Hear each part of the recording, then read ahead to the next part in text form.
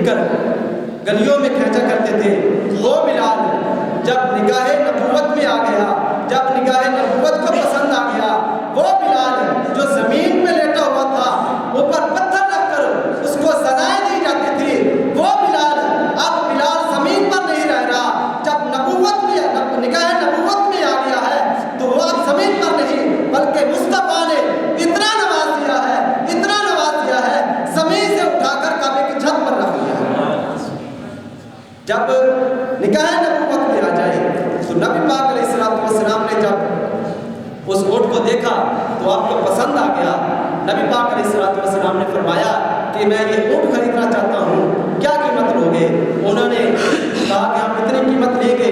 نبی پاک علیہ السلام نے فرمایا کہ میں یہ اونٹ خریدنے کے ارادے سے تو نہیں آیا تھا، اب میرے پاس اس کی قیمت نہیں ہے، لہٰذا میں یہ اونٹ لے جاتا ہوں اور آپ کی قیمت بھیج دوں گا۔ انہوں نے کہا ٹھیک ہے۔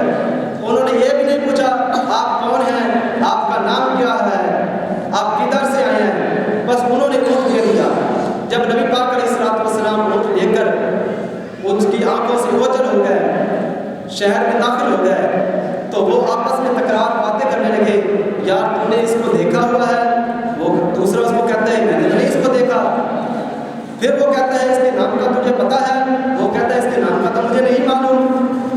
وہ آپس میں یہی تکرار کرنے لگے تو اتنے ہی دیر میں وہ جو قبیلہ آیا ہوا تھا، اس کے قبیلے کی سردار کی جو بیوی تھی نا، وہ کہنے لگی پریشان نہ ہو، اگر وہ تمہاری قیمت نہ دے کر گیا ان کی تو میں تمہاری قیمت دے دوں گی۔ تو وہ کہنے لگے تم اس کو جانتی ہو؟ وہ کہتے ہیں کہ نہیں، وہ کہتے ہیں کہ میں نہیں جانتی، لیکن اس کا چہرہ اتنا خوبصورت تھا، اتنا حسین و جمیل تھا کہ وہ جھوٹ بول ہی نہیں سکتا۔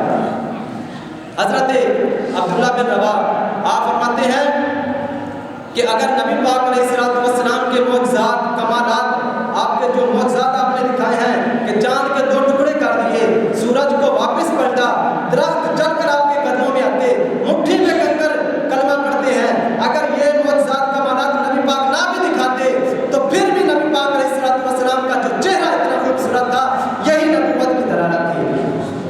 حضرت ابو ہریرہ رضی اللہ تعالیٰ عنہ آپ فرماتے ہیں کہ نبی پاک علیہ السلام کا چہرہ ایسے لگتا تھا جیسے سورج چمک رہا ہے۔ حضرت عمار بن یاسر آپ فرماتے ہیں کہ ربیعہ بن معوذ رضی اللہ تعالیٰ